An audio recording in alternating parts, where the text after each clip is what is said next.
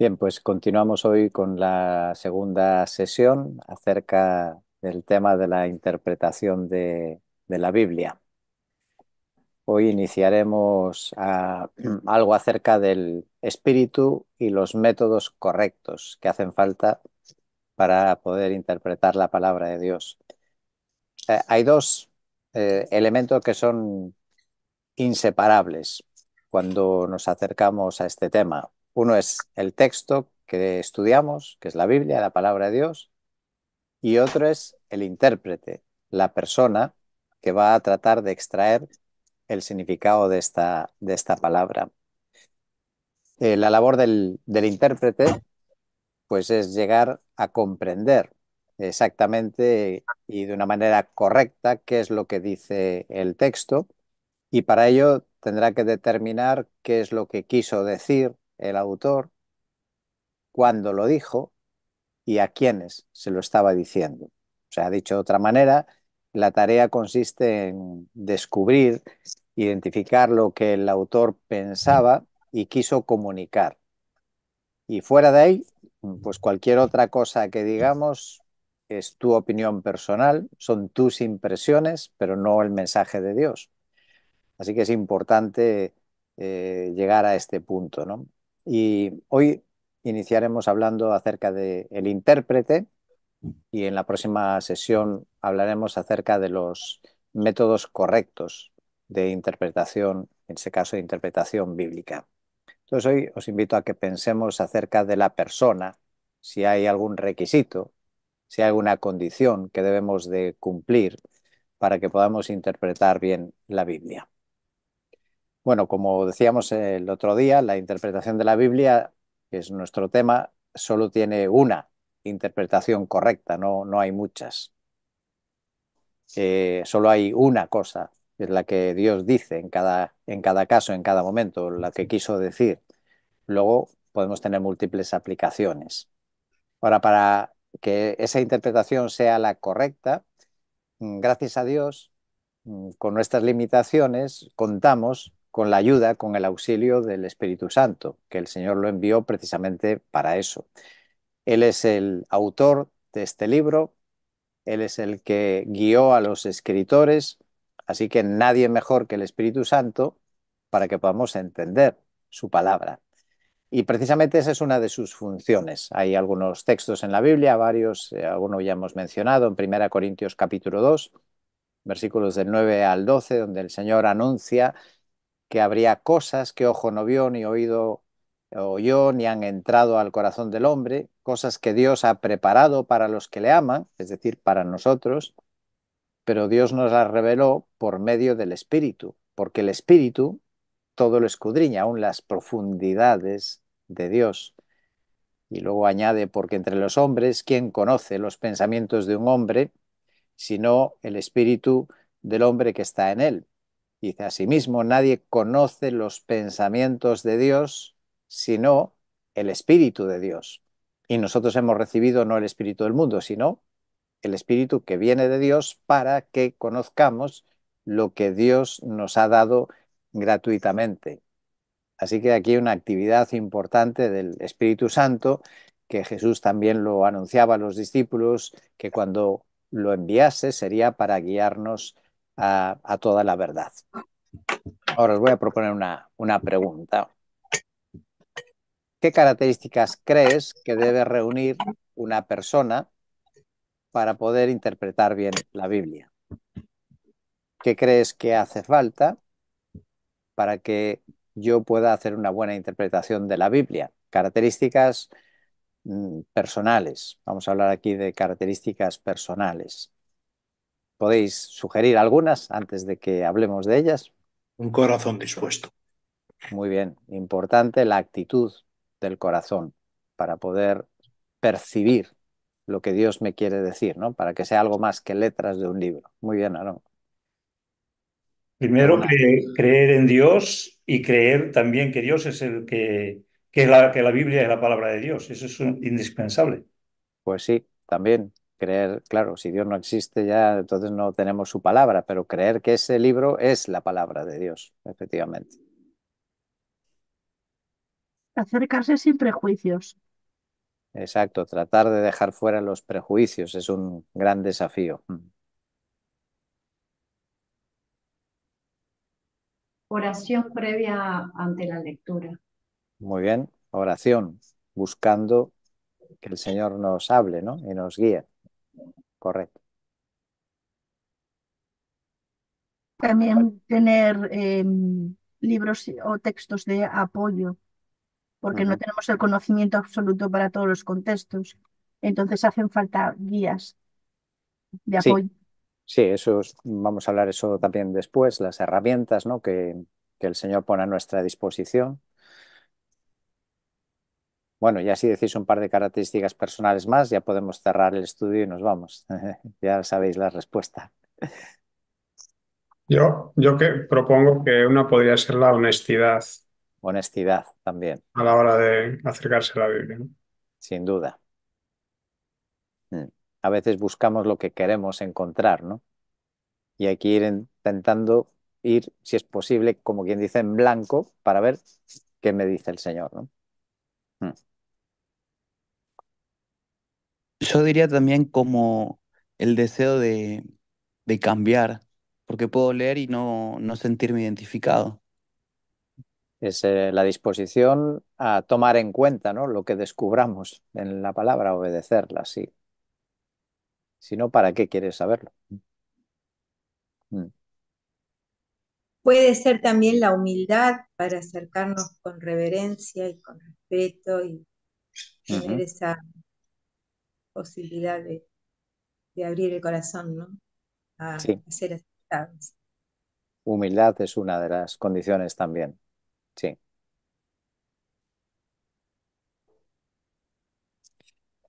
Bueno, estoy hablando a un público bien preparado, ¿eh? Así da gusto. Estupendo.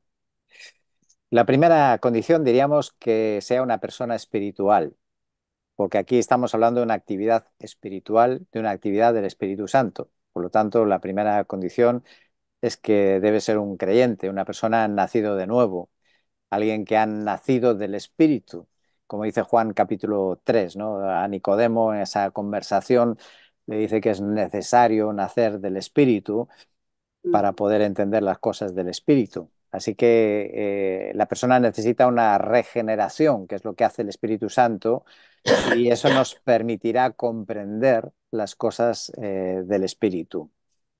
Porque Pablo nos dice que el hombre natural, es decir, antes de ser convertido, antes de nacer de nuevo, el hombre natural, en 1 Corintios 2 dice que no puede comprender. Leo el texto, dice, el hombre natural no acepta las cosas del Espíritu de Dios. Y luego nos explica por qué no las acepta. Porque para él son necedad. ¿Y por qué son necedad? Pues dice, porque no las puede entender. ¿Y por qué no las puede entender? Pues porque se disciernen espiritualmente. Dice, en cambio, el que es espiritual juzga todas las cosas, pero él no es juzgado de nadie, porque ¿quién ha conocido la mente del Señor para que le instruya? Mas nosotros, es decir, los creyentes, tenemos la mente de Cristo. Así que hay una cadena muy clara en esos versículos donde Pablo dice una persona no creyente no tiene la mente de Cristo, no piensa como Cristo, no puede entender las cosas espirituales y al no entenderlas considera que son una necedad y al considerar que son una necedad, pues lógicamente no las acepta. Pues una explicación muy clara, ¿no? Y muy coherente. Es una persona que se guía por su instinto, por los sentimientos, por sus gustos o por las circunstancias.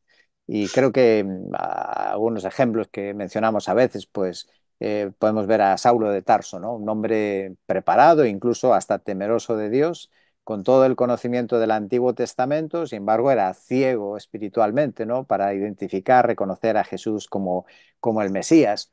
O incluso aquel otro que iba en el carro leyendo Isaías, aquel etíope, y leía la palabra de Dios, pero dice que no entendía, ¿no? Le dice, Felipe, por favor, explícame, ¿no? ¿De qué está hablando? ¿Qué es lo que está diciendo? Y la semana pasada comentamos pues esa diferencia, ¿no? Entre lo que ve el creyente que el no creyente no ve. Veo un arco iris y el no creyente ve un fenómeno físico, la luz que pasa por las gotitas y se descomponen como en un prisma y salen los 7 colores. Mientras que el creyente ve eso, pero también ve una promesa, ve un pacto, el compromiso de Dios con la humanidad. Así que todo eso tiene que ver con esa iluminación espiritual de la que hemos hablado hace una semana y pico, un domingo, y que aparte también de este tema y de otros. Y el no creyente lo único que va a recibir es la luz suficiente para poder entender el Evangelio y poder aceptar la salvación que el Señor le quiere dar. Así que en ese sentido, lo primero es ser un creyente, y todos los creyentes, todos, si hemos nacido de nuevo, tenemos el Espíritu Santo. Hay varios textos, muchos que lo mencionan. Ahí tenéis dos ejemplos que repiten esa frase, que el Espíritu de Dios habita en vosotros. Así que tenemos ya una herramienta importante para poder interpretar la palabra de Dios, tener al Espíritu Santo en nosotros. Pero os planteo esa pregunta: ¿será suficiente tener en nosotros al Espíritu Santo? ¿Será suficiente que por ser creyentes tenemos la mente de Cristo? Bueno, ¿queréis sugerir alguna respuesta a esa pregunta? ¿Qué puede faltarnos si tenemos el Espíritu Santo y tenemos la mente de Cristo?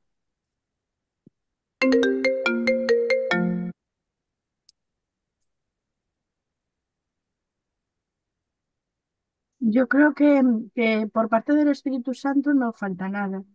Más bien es que nosotros estamos limitados.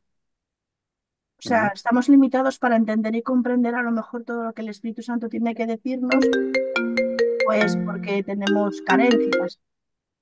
ujú. A lo mejor carencias culturales, carencias eh, formativas, carencias.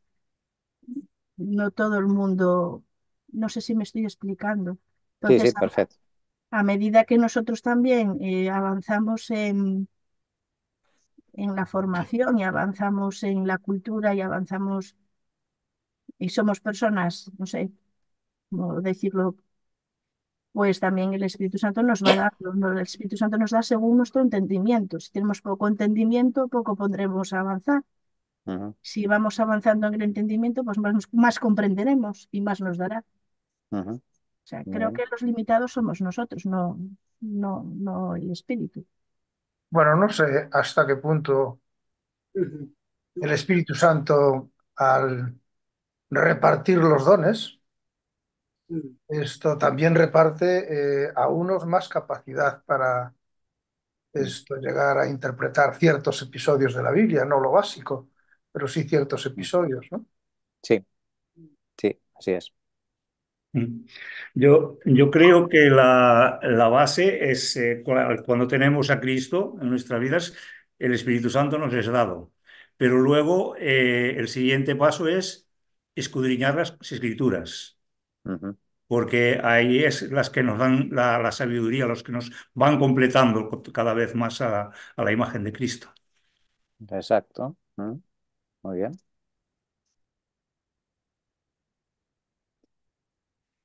Puede ser que falte un poquito esa característica que tenemos que poner nosotros de disciplinarnos en un estudio Ujú. sistemático, constante, o sea, eh, con herramientas, pero nosotros poner de nuestra parte la disciplina, o sea, el tiempo y las características que necesita el estudio de la Biblia, o sea, los Ujú. elementos, pero disciplinarme en eso, decir, bueno, voy a estudiar la Biblia y lo voy a hacer tanto tiempo cada día y disciplinarme en eso, ¿no? De proponerme hacerlo y ponerme en las manos del Señor y hacerlo, ¿no?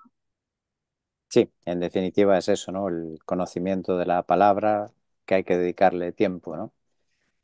Bueno, y también creo que tiene algo que ver para qué te prepara el Espíritu Santo, para qué tarea te prepara.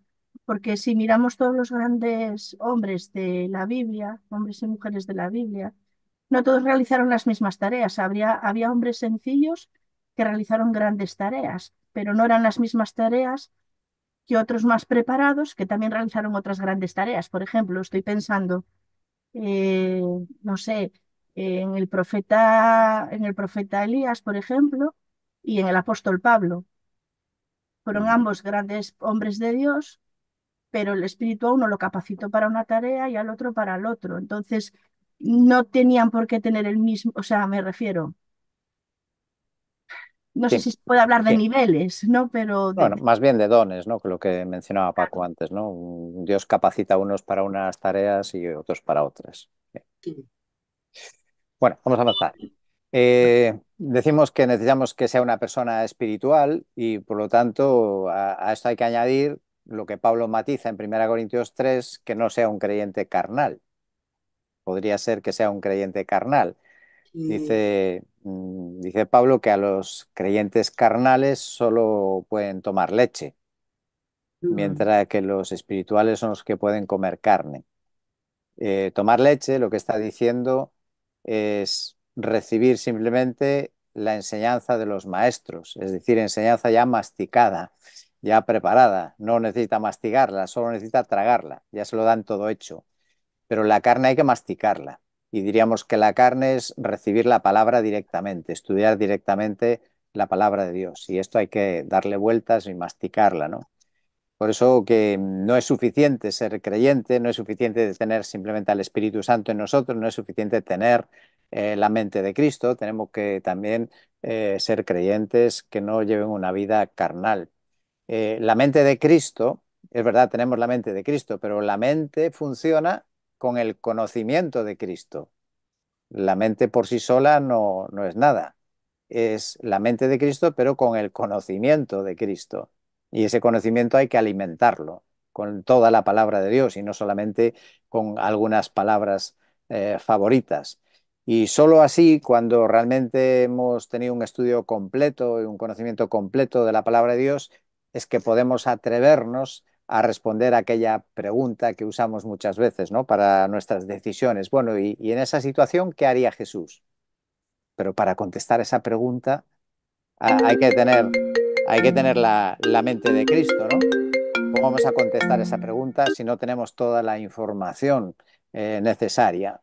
No hace mucho una persona que tal vez conocéis, que no es creyente, y pues me hacía así algún comentario sobre alguna situación y dice, no, es que Jesús en esta situación haría eso. Bueno, y no es creyente, ¿no? Entonces, saber lo que haría Jesús o no, tenemos que estar con esa preparación primero. Y pensad, por ejemplo, Salomón. Salomón es ejemplo de sabio, ¿no? Es el modelo de hombre sabio. Y la pregunta sería, ¿cómo es posible o por qué un hombre tan sabio, al que la Escritura nos lo pone también como ejemplo de sabiduría, por qué cometió tantos errores?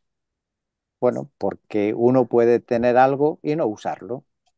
Tenía sabiduría, pero la usaba mal o no la usó bien.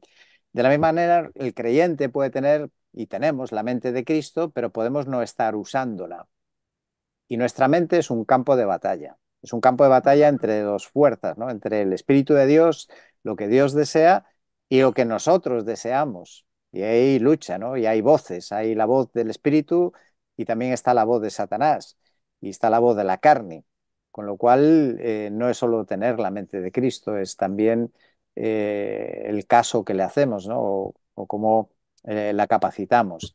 Una persona creyente espiritual que no sea carnal es alguien que, según Gálatas 5, es alguien que se deja conducir por el Espíritu en todas las áreas de su vida. Entonces, ser espiritual tiene que ver con el andar por el Espíritu y no cumplir el deseo de la carne. Y Pablo en dos textos muy cortitos usa dos frases muy interesantes que son muy parecidas, que tenemos que tener cuidado de no apagar el espíritu. Podemos tener la mente de Cristo, podemos tener el Espíritu Santo, pero se puede apagar el espíritu. Eso lo dice 1 Tesalonicenses 5:19. Y también en Efesios dice que tener cuidado no entristecer el espíritu. Se puede entristecer al espíritu. Entonces, uno puede ser creyente, puede tener el Espíritu Santo, tiene la mente de Cristo, pero si apaga el espíritu, pues, o lo entristece, no va a funcionar ese guía que necesitamos para entender las escrituras. Una pregunta podría ser, ¿qué puede apagar el espíritu? ¿Qué cosas podrían apagar el espíritu? Bueno, si pensamos en el Espíritu Santo como un fuego, que es una figura bíblica del Espíritu Santo, pues un fuego se apaga si no lo alimentas. Si no seguimos echando leña al fuego, el fuego se apaga, ¿no? Y por lo tanto, el estudio de la palabra, la lectura, es importante para alimentar y potenciar la actividad del espíritu. Y otra manera de apagarlo es echarle agua. Si le echas agua encima, y de la misma manera, pues uno puede echarle agua al fuego, pues el pecado, hay cosas que apagan el espíritu, ¿no? Así que diría que ser espiritual, y he dedicado un poco de tiempo a este punto porque me parece importante, es una condición fundamental, ser una persona espiritual para entender bien la palabra de Dios. Y hasta diría una cosa, aunque yo sostengo y creo que hay que tener conocimiento y preparación y formación, pero hasta me atrevería a decir quizá que a una persona sin que tenga los máximos y los mejores conocimientos, si es una persona espiritual, si es una persona que reúne esas condiciones que antes mencionabais vosotros, seguro que va a poder percibir la voz de Dios, la voluntad de Dios, aunque quizá no va a comprender todo lo que diga la Escritura, pero sí que el Espíritu le va a estar guiando. Yo creo que lo hemos visto quizá muchas veces, ¿no? En personas humildes, sencillas, sin grandes estudios ni conocimientos, y sin embargo ser personas que tienen discernimiento espiritual, que son capaces de discernir, porque ahí está la actividad del Espíritu Santo y la vida espiritual que está por encima de esas otras cosas. Ahora, eso no es una excusa para no estudiar, para no prepararse y para no usar las herramientas que Dios nos ha dado.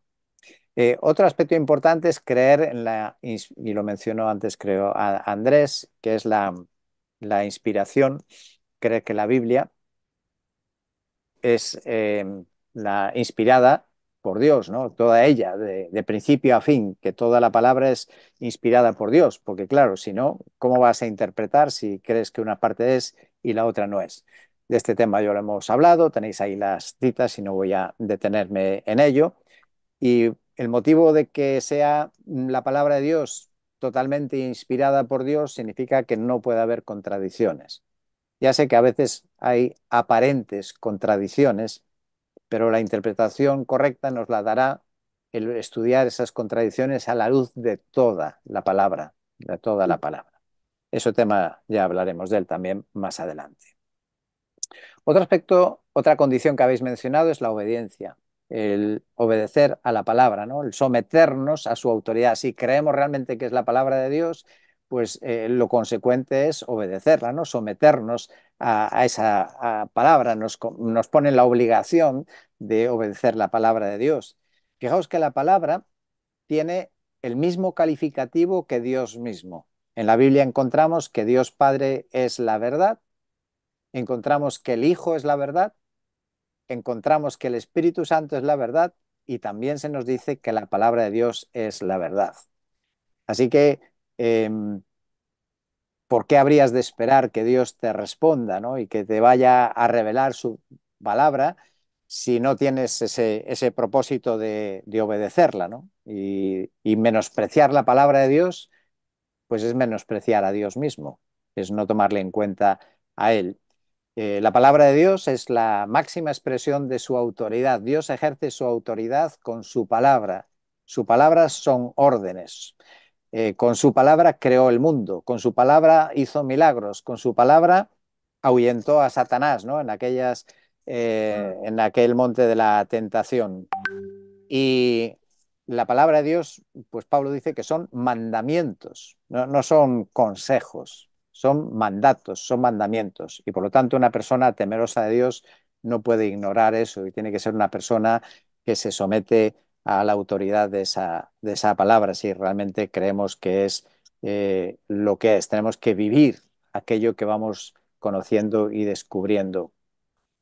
De hecho, cuando nos acercamos a la Biblia sin este propósito, por lo menos vamos a decir el propósito, ¿no? Porque, a ver, obedecer 100% probablemente ninguno, pero por lo menos el propósito de obedecerla, por eso queremos estudiarla, el riesgo de no tener esa actitud es que cuando uno no tiene el propósito de obedecer la palabra, probablemente lo que va a buscar en la palabra es que esa palabra se adapte a lo que a uno le conviene, va a buscar justificación para su punto de vista o incluso a veces para su desobediencia, ¿no? Se busca que la palabra pueda justificar mi punto de vista, lo que yo creo, en lugar de buscar qué es lo que Dios me dice, pues yo quiero buscar una justificación de lo que yo creo. Eso es lo que hacían los judíos, por ejemplo, en Juan capítulo 5 cuando Jesús les dice que estudien bien las escrituras, que las escudriñen, porque dan testimonio de él. Y claro, los judíos, Jesús le dice, pero a ver, vosotros creéis, ¿no?, que la escritura es la palabra de Dios y creéis que hablan del Mesías, que hablan de mí, pues estudiadlas, porque me estáis rechazando y yo soy el Mesías del que hablan esas escrituras que vosotros creéis. Entonces es importante con qué actitud nos acercamos. El problema de los judíos es que su expectativa acerca de cómo tenía que ser el Mesías no se ajustaba al Mesías, por ejemplo, descrito en Isaías capítulo 53, el Mesías sufriente. Entonces, claro, ellos interpretaban las escrituras según su expectativa de un Mesías que les librara del poder romano. Y bueno, pues en la actualidad también ocurre. Eh, por ejemplo, lo veo a veces, se me ocurre en algunos casos, pues cuando vemos claramente que la Escritura condena el matrimonio de un creyente con una persona no creyente, y en no pocos casos, pues cuando hablas con ellos, te dicen, bueno, es que aunque no viene a la iglesia, cree en Dios. Claro, pero la cuestión es qué es lo que cree. Y muchas veces ese cree en Dios simplemente significa que cree que Dios existe. Pero claro, es que eso también lo cree el diablo, o sea, eso no es ninguna garantía. ¿Qué es lo que cree acerca de Dios realmente la persona? Y si realmente cree lo que debe creer, ¿cuál es el inconveniente para que no venga a la iglesia, ¿no? Bueno, hay matices ahí, pero es un ejemplo, ¿no?, de cómo a veces pues, buscamos que la interpretación se adapte a nuestra situación, tratando de justificarla. Nuestra obediencia a la palabra también debe estar por encima, la debemos de poner por encima de las escuelas teológicas o de la denominación religiosa a la que pertenezcamos. Esos son condicionantes, ¿no?, prejuicios que tenemos. Pues según nos han enseñado, según la denominación a la que pertenece nuestra iglesia y que sigue una línea doctrinal, pues lógicamente en principio creemos eso. Y eso no necesariamente es malo y seguramente es lo más aconsejable de entrada que sigamos lo que nos han enseñado. Pero por encima debe estar la palabra. Y si la palabra te enseña otra cosa, pues ni escuela teológica, por muy famoso que sea, ni predicador, ni denominación, sino lo que diga realmente la palabra, a eso nos debemos someter. Y eso fue lo que hizo Lutero, ¿no?, cuando estudió y descubrió cosas en la Biblia que no se ajustaban a lo que enseñaba la Iglesia, y él dijo, pues por encima de todo, lo siento mucho, pero mi conciencia está ligada, decía Lutero, a la palabra. Y ahí pues vino todo lo que le sucedió al pobre hombre. Cuando hay el propósito, también a mí un texto que suelo mencionar con cierta frecuencia, que tal vez me haya llamado la atención, y aquí lo tenéis en 4 versiones diferentes que a veces ayudan a entenderlo, es que de alguna manera lo que veo en este texto es que dice, bueno, si en algún momento tú lo ves diferente, lo vemos diferente entre nosotros, pues al final esperamos que Dios vaya a mostrar a cada uno cuál es la verdad, ¿no?, qué es lo verdadero, qué es lo correcto. Dejemos que sea Dios que nos muestre cuál es la respuesta correcta, cuál es la postura correcta, cuál es la opinión correcta. Estas son 4 versiones más actuales. Una de ellas, que es más moderada, que es la versión internacional, pues dice, escuchad los perfectos, todos debemos tener este modo de pensar. O sea, Pablo dice, aquí todos debiéramos pensar esto mismo. Pero luego abre la puerta y dice, y si en algo pensáis de forma diferente, Dios os hará ver esto también. En todo caso, vivamos de acuerdo con lo que ya hemos alcanzado. Es decir, hay cosas que no alcanzamos, bueno, vamos a vivir lo que entendemos de la palabra, y si en otros puntos pues hay discrepancias, pues Pablo mismo incluso no intenta imponer su criterio, sino que dice, bueno, pues que Dios te lo haga ver, ¿no? Es como una buena salida, que Dios te lo haga ver. Estas otras traducciones son un poco más, menos literales, tratan de traducir la idea. Y la nueva traducción viviente dice que todos los que son espirituales maduros estén de acuerdo en estas cosas. Pero si ustedes difieren en algún punto, Pablo dice, estoy seguro de que Dios os lo hará entender, pero debemos aferrarnos al avance que ya hemos logrado. O en la traducción del lenguaje actual, todos los que ya hemos progresado mucho en nuestra vida cristiana debemos pensar de esta manera. Y si algunos de ustedes piensan de manera diferente, hasta eso les hará ver Dios con claridad. Lo importante es que todos nosotros sigamos las mismas reglas. Y finalmente Dios habla hoy al hombre, dice, todos los que ya poseemos una fe madura debemos pensar de esta manera. Si en alguna cosa ustedes piensan de otro modo, Dios les hará ver esto también. Pues eso sí, debemos vivir de acuerdo con lo que ya hemos alcanzado. Así que me parece un texto importante, práctico y que arroja bastante luz. Bueno, ¿qué más necesitamos para interpretar bien la Biblia, estas características personales? Pues necesitamos, ya lo habéis dicho también, el conocimiento de la palabra, más allá de simplemente el estudio formal, de hacer estudios bíblicos, hacer cursos, necesitamos el ejercicio habitual de la lectura y la meditación personal en la palabra de Dios. Timoteo estaba al frente de la iglesia en Éfeso cuando Pablo le escribe su carta, su primera carta. Timoteo en la iglesia, Simón, tengo una pregunta. sí, Cuando dices meditar, ¿a qué te refieres? Ya sé que suena muy obvio, pero es que yo nunca lo he entendido. sí, lo voy a decir en un momento, pero si quieres te adelanto una palabra a ver si te dice algo. Puede ser como rumiar. Piénsalo. Vale, Y sí, ahora vamos entonces ahí. me suena. Bien. Entonces Pablo en este texto le pide a Timoteo, que es el maestro, el pastor en la iglesia, que está al frente de la iglesia y por lo tanto su responsabilidad es de enseñar. Sin embargo, le dice, entre tanto que llego, ocúpate en la lectura de las escrituras. No solamente en preparar sermones, sino ocúpate en la lectura de las escrituras. Y yo creo que es un texto necesario hoy en día, porque aunque todos hoy tenemos la Biblia y tenemos más de una, probablemente la leemos menos que nunca. Y entonces viene meditar también. Y ahí tenemos el primero de los salmos. Y el primero de los salmos, pues dice que si quieres ser bienaventurado, si quieres ser feliz, si quieres ser dichoso, pues aparte de cuidar de por dónde andas, también dice que en la ley del Señor está su deleite y en su ley medita de día y de noche.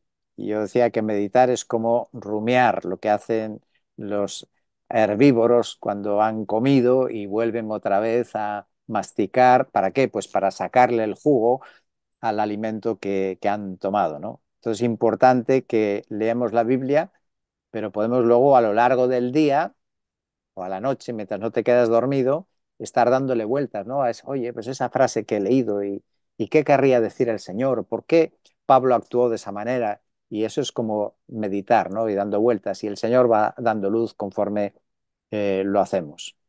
Ahora, eso significa que tenemos que dedicar tiempo para tener un conocimiento amplio de las escrituras, porque el texto se entiende en su contexto, en el contexto de la Biblia. Afortunadamente, lo digo muchas veces, la Biblia no es un libro de teología sistemática. La teología sistemática lo que hace es ser coger temas uno por uno, pum, pum, pum, pum. La existencia de Dios, la creación del hombre, el pecado del hombre, la salvación, la persona de Cristo. Y coge cada tema, lo estudia en profundidad y lo expone de una manera completa. Eso no lo encontramos en ningún lugar de la Biblia. Los temas en la Biblia aparecen enseñados y salpicados a lo largo de toda la palabra. Por lo tanto, con un solo pasaje, con un solo libro o con un solo capítulo, no podemos tener una comprensión completa acerca de un tema. Es fácil que se nos escapen aspectos que no tenemos en cuenta. Por ejemplo, si leemos solo Deuteronomio capítulo 28, pues Deuteronomio 28 habla, tiene dos partes. La primera son las bendiciones de la obediencia. Dios dice, si tú me obedeces, yo te voy a bendecir. Segunda parte, consecuencias de la desobediencia. Si tú me desobedeces, estas son las maldiciones que te van a ocurrir. Si leemos solo ese capítulo, probablemente podríamos concluir que todo lo que te ocurre malo, que es desagradable, que es negativo, es un castigo de Dios porque habrás pecado. Por eso necesitamos leer otros pasajes de la Biblia, donde nos enseñan que a veces podemos pasar por una enfermedad, por una adversidad, sin que sea a causa de un pecado que nosotros hayamos cometido, sino que forma parte de otros planes y propósitos por los que Dios permite esas cosas en nuestra vida. Así que por eso el conocimiento amplio de la palabra es fundamental. ¿Qué más? Pues estudiamos también para estar equipados. El propósito de leer la Biblia personalmente, meditar en ella, es porque es el equipamiento que necesitamos para vivir como cristianos. ¿Cómo podemos estar equipados?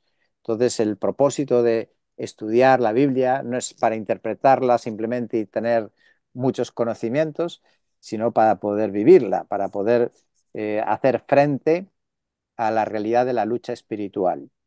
Efesios capítulo 6 habla claramente de que la vida de un cristiano es una lucha constante y permanente. Tenemos un enemigo poderoso y el Señor dice que tenemos que tomar toda la armadura y entre esta armadura está la espada del Espíritu, que es la palabra de Dios. Así que necesitamos la palabra para poder hacer frente a esa lucha, a ese enemigo que trata de desviarnos, de apartarnos de la verdad.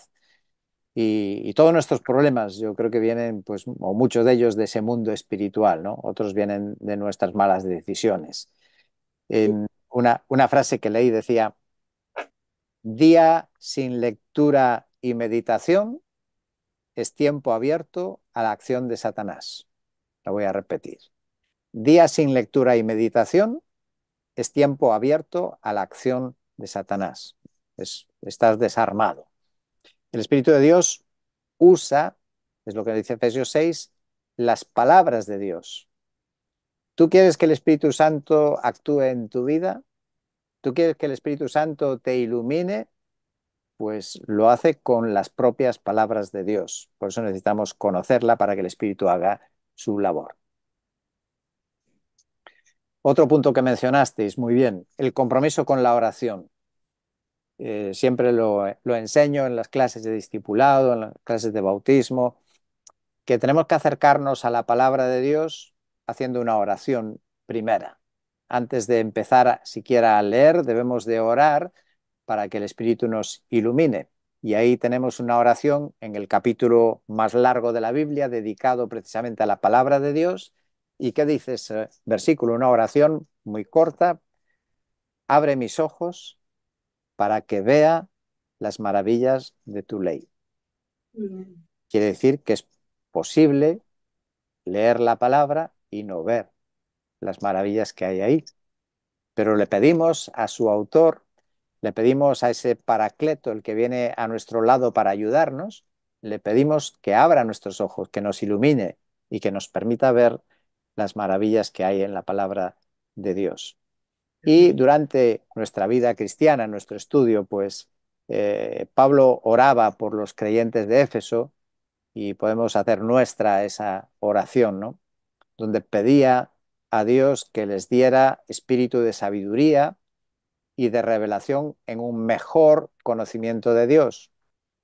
Y dice, mi oración es que los ojos de vuestro corazón sean iluminados, para que sepáis cuál es la esperanza de su llamamiento, cuáles son las riquezas de la gloria de su herencia en los santos. Entonces Pablo entendía muy bien este aspecto espiritual para que podamos captar las verdades espirituales. Necesitamos iluminación, necesitamos la obra del Espíritu Santo. Y ahora esa era la oración de Pablo y pregunto, ¿y cómo esperaba Pablo que ellos iban a recibir esa sabiduría, esa revelación, ese mejor conocimiento o esa iluminación para ver esas riquezas que hay en Dios, que son inaccesibles a primera vista? ¿Cómo pensaba Pablo, cómo pensaban los efesios que iban a recibir todo eso? ¿Acaso por ciencia infusa, a través de sueños, de visiones? Bueno, la iluminación del Espíritu yo creo que viene conforme leemos y meditamos en la palabra, y entonces el Espíritu actúa y nos ilumina. Y creo que todo este tema que hemos dedicado bastante tiempo hoy, y todavía quería señalar algunas cosillas más, creo que es Sí. importante porque es la diferencia entre estudiar cualquier otro libro del mundo y la Biblia. Es la diferencia de estudiar un libro a estudiar la palabra de Dios. Vale, la siguiente palabra que también mencionasteis, humildad. Y la humildad es acercarnos a este libro reconociendo nuestra limitación ante la inmensidad de Dios. Dios es inmenso. Entender a Dios y saber todo de Dios es imposible como humanos. ¿Cómo podemos comprender todas las cosas? Romanos 11:33 dice, oh profundidad de las riquezas y de la sabiduría y del conocimiento de Dios. Y lo dice Pablo, cuán insondables, es decir, que no se puede llegar al fondo. Son sus juicios e inescrutables, no se puede llegar a examinar hasta el último milímetro sus caminos. Pues ¿quién ha conocido la mente del Señor? Y por lo tanto nos acercamos al estudio de la palabra con absoluta dependencia de la gracia, de que Dios tenga la gracia de hacerme ver lo que Él me quiere decir, lo que Él nos quiere decir en su palabra. Me gusta ese texto de Isaías 50, versículo 4. Dice Isaías, el Señor Dios, lo está diciendo un profeta, me ha dado lengua de discípulo para que yo sepa sostener con una palabra al fatigado. Mañana tras mañana me despierta mi oído para escuchar como los discípulos. Es chocante que empieza diciendo que Dios le dio lengua de discípulo. Diría, debería ser lengua de maestro, ¿no? Si va a enseñar y predicar a otros. Pero él dice, a mí Dios lo que me da es una lengua de discípulo.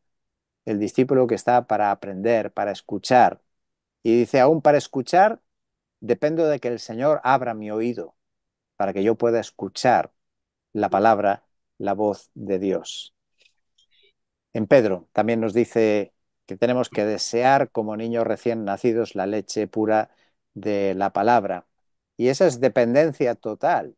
El bebé depende totalmente de que le den el alimento. No puede buscarlo, depende de que se lo den.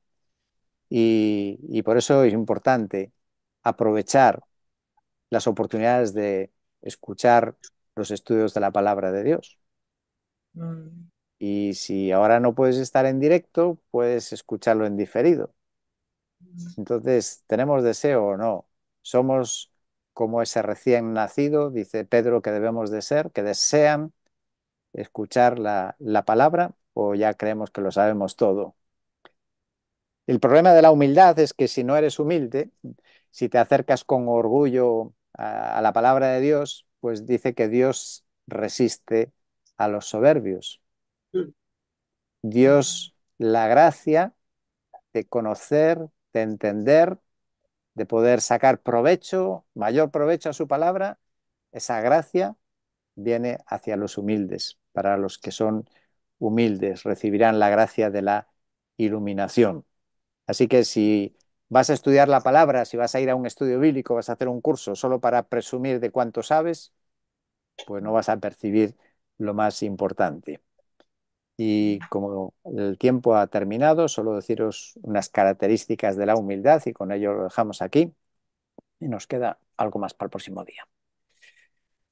Diría que la humildad implica reconocer la posibilidad de equivocarse en la interpretación. ¿Por qué? Pues por mis limitaciones humanas. Creo que es importante que seamos humildes. Cuando decimos lo que dice la palabra de Dios, que reconozcamos que somos humanos y no podemos ir hablando por ahí como si lo supiéramos todo. Un buen creyente debe estar dispuesto a rectificar también cuando le muestran, lógicamente, que está equivocado. La humildad es ponerse delante del Señor para que te hable, no para escuchar lo que quieres oír nada más, ¿no? Y quizá lo ilustra muy bien la historia de aquel niño, del niño Samuel. El viejo le enseñó una lección. El niño Samuel sabía algo importante. Sabía que Dios, que el Señor oye la oración. Por eso llevaba ese nombre. Ese nombre significa el Señor oye, porque su madre le tuvo que explicar algún día que él era el fruto, el resultado de una oración, de que Dios había escuchado su oración. Y ahora Samuel tiene que aprender otra lección, y es que tenemos que aprender a oír a Dios. Estamos muy interesados que Dios nos escuche a nosotros, pero tenemos que aprender también a discernir y a saber escuchar la voz de Dios. Y eso implica, como alguien dijo, también reconocer los que tienen el don también para enseñarnos. Eso es humildad, reconocer a los que tienen el don de enseñar y que podemos contrastar con ellos por lo menos nuestras conclusiones. Y así termino con esta frase: no hay nadie tan grande que no necesite aprender, nadie tan pequeño que no pueda enseñar algo al grande. Creo que esta frase nos da el equilibrio, ¿verdad? Para que no nos pongamos ni como los especialistas, ni como yo no valgo nada tampoco, ¿no? Todos tienen su lugar y sobre todo si somos la condición principal, ¿no? Tenemos una condición espiritual.